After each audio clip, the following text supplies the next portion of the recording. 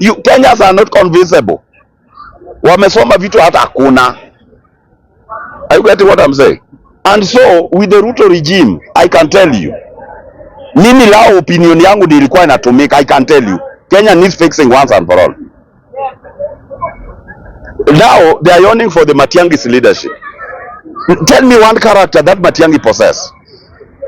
They are talking about Michuki. Tell me one character that Michuki possessed. They are complaining about Ruto. Tell me one character that Ruto possess. Because being a thief is not a character. Everybody is a thief. Even myself, I'm not being placed in that group because I've got an opportunity. You give me, I'll sell large. Who doesn't need comfortable life? Who? Huh? The only character these people possess, Matiang'i is a dictator. When he says, I want this, he will ensure he's get it. Michuki was a dictator. And some of us, we have history of this country. Michuki dictated on the Matatu sanity because his son imported speed governor and seat belts. The way Biwott used to do wakati wa Moi. The moment Biwott wanted to trade on generators, he decided we have power blackout every day. In the name of our grid is faulty. Water imerudi chini. The moment generators zake aliimport zimeenda, hatukuwa na blackout anymore. Umenunua generator umeweka kwa store, sasa stima iko full time. These are nitty-gritty selling this country. Are you getting that? Can we run the country with nonsense?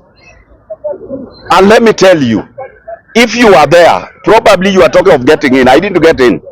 But if you are going around town, the security was upbeat. Our government has just done enough. Are you getting that?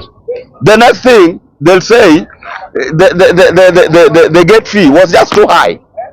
Was just too high. So the government blocked them to remove the fee so that they don't go there. But the Kenyans are just stupid. Karibu sana. Thank you very much.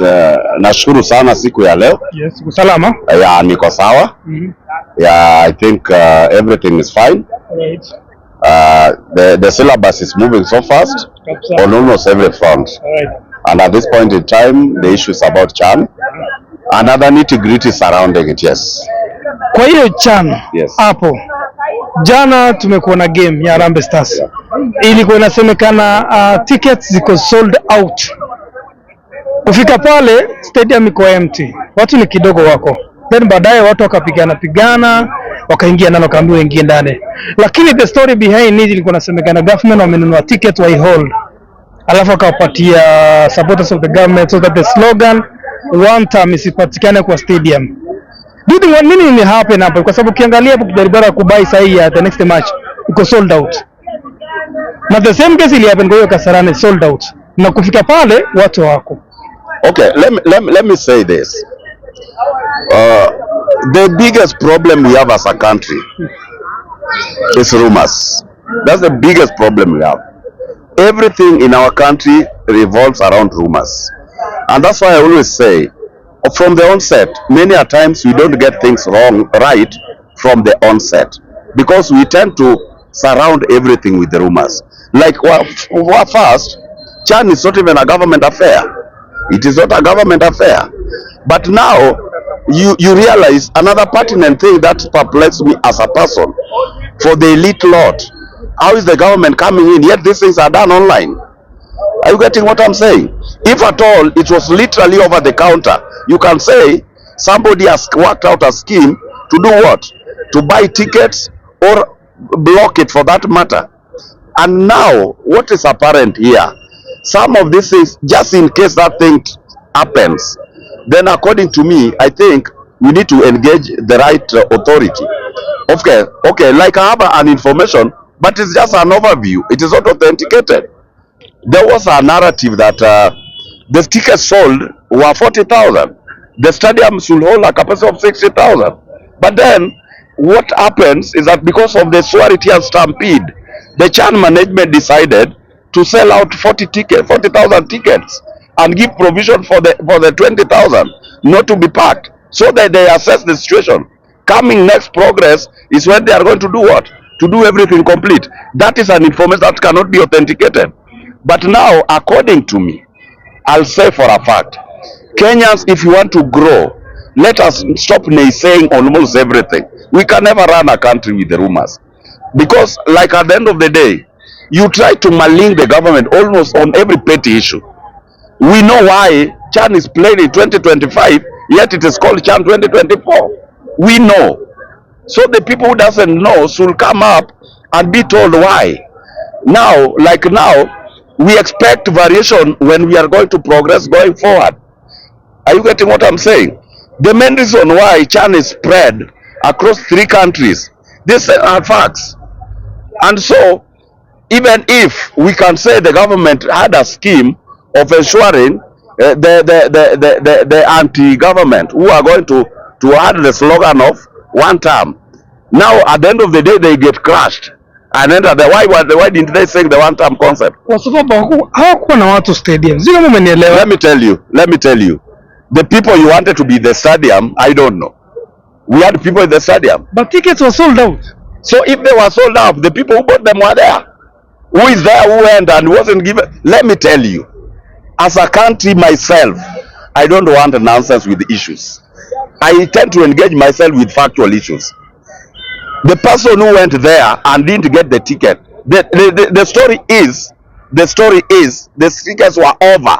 So if they were over, where is the government coming in? Okay, 40,000 tickets Yes. ilikuwa inatakikana ndani. Yes.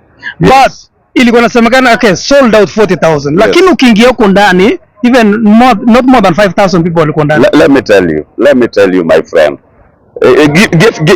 Give me another interview. I don't like fallacious interviews. Give me another one. So ni uongo. Because sometimes I don't want to engage with the nonsense. Did you make an effort of going to Nyayo, where the ball was being played on under floodlights? Yeah. Yes, there was a program in Nyayo at night Yesterday. against Morocco.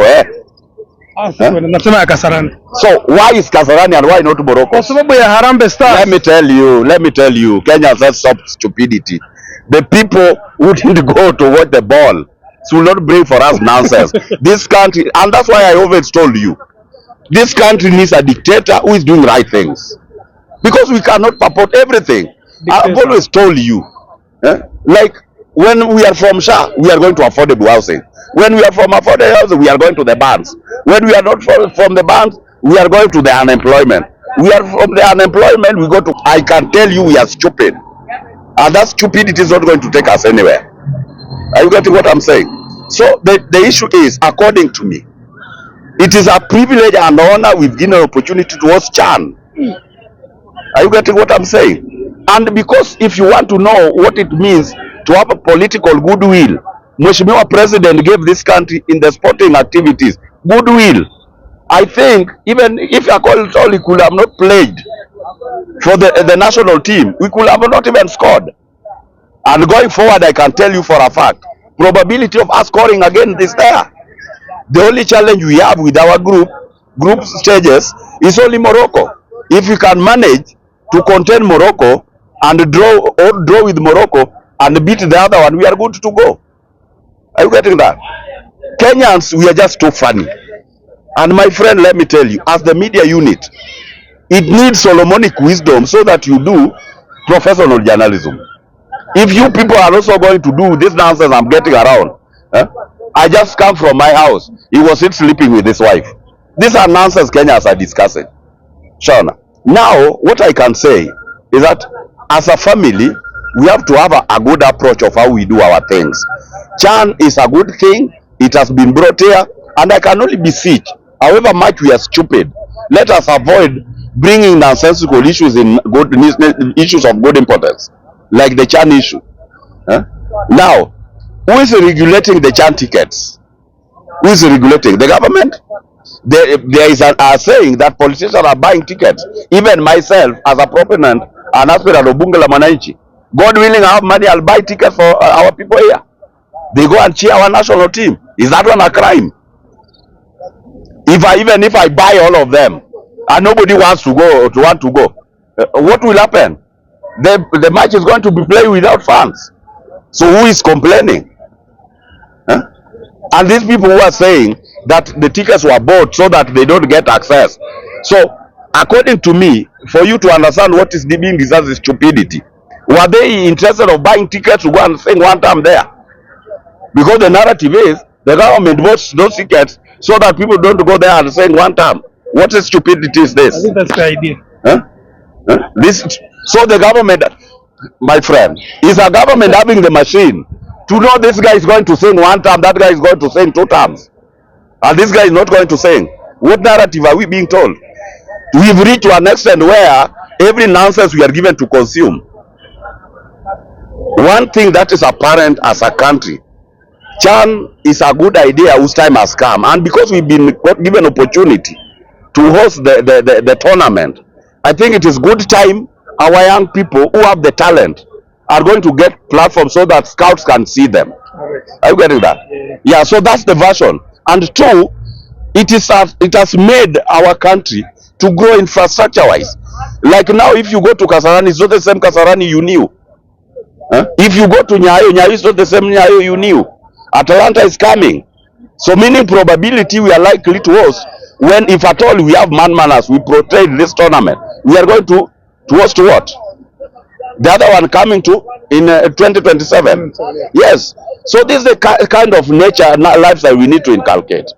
But when we cook stories on almost everything, I think we are losing the point. I wanted to ask that thing, but so like Yes. importance of CHAN Yes. to this country. Yes. Malaysia. Importance of CHAN, like any other tournament, it is a good opportunity for our young people to get that exposure. Scouting ifanyike, waende nje. We don't need just to sing about the Olungas, the Wanyamas, the Marigas. Those whose time has passed. We have young talents around. Are you getting that? So that's the kind of culture we need to, and I really appreciate Mheshimiwa President, because like now, let me tell you, those young guys, their legs are going to remain in the pitch. For them to get the 1 million each, for them to get the 500,000 for the draws, for they going to get the 200 million for the going through group stage, for them to go and get to the 400 million for semis. Are you getting that? And for them to get the 600 million just in case. And there's no rocket science in life. Nobody was given birth to a sportist. Everybody can perform. Are you getting that? So we need as Kenyans, can we give politics a break? So that we do what is required of us. So that we stop this negative agitation always. And the founder of the agitation is young people. Somebody is comfortable somewhere, giving you a wrong stuff. You are up in the street propagating a concept that cannot help you. And I cannot stop by so saying, if this nonsense is going to go by, I don't know whether Ruto is listening. We've reached a point where Kenya needs dictatorship so that we have sanity. We need dictatorship so that we can have sanity. Why am I saying that?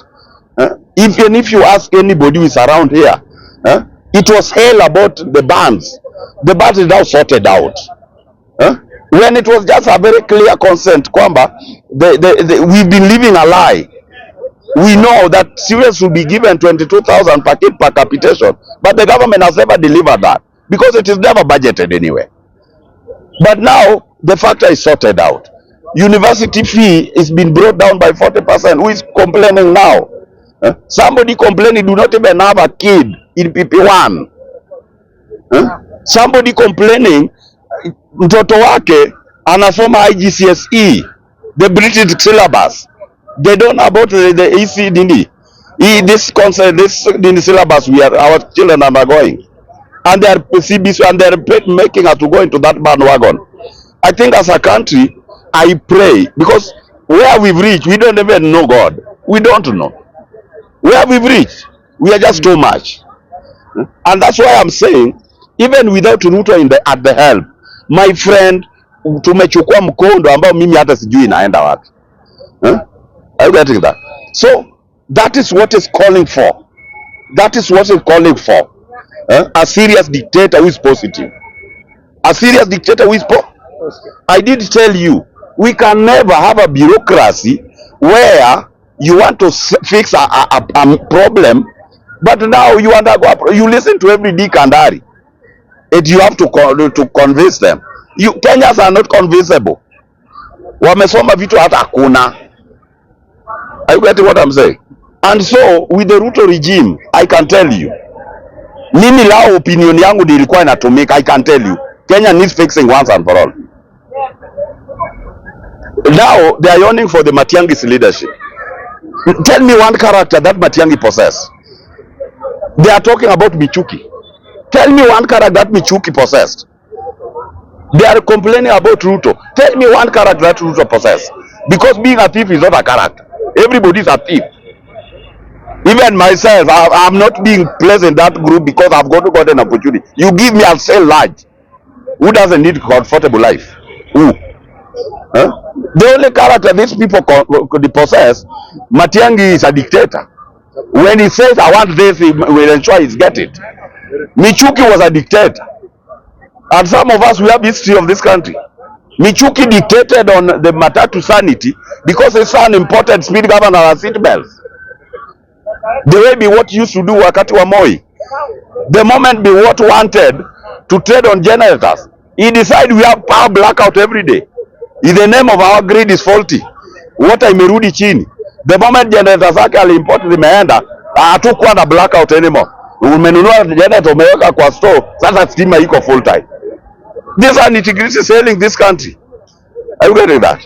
So what I'm saying as a person, the only thing itatukomboa kama nchi are two. One, we have to have personal respect. Two, we need to have a leader who is a dictator but doing the right things. When he means or she means we need to do this, na itasaidia nchi, aendelee kufanya bila maswali. Are you getting that? Yes. Mwisho tunaenda kufanya uchaguzi ya bunge la mwananchi. Bunge la mwananchi is only platform imbaki kwa hii nchi ya kuhakikisha Kenyans wamepata viable message. If only the media fraternity are going to be giving the right information, they are going to practice professional journalism. Because like our MPs, the representatives, what they are doing there is right, but they are afraid to come to the public and say.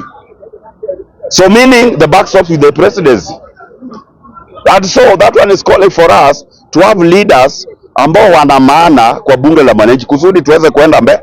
Lakini tukienda na hii version nasikia JC mtu hata certificate yake ya form 4 hajachukua lakini wants to lead bunge. Mwingine ni old man. Then at the end of the day, within a span of 3 days amekuwa na 3 candidates kwa sababu ya uji. Hata hii ikifika itabidi ichukuliwe the right way kusudi nchi bunge iongozwe. We are going to take it. Na tutafika mahali eti tunaambiwa lazima iwe demokrasia. Itafika mahali kama ni upuzi hii naona tutaichukua. Thank you. Thank you so much.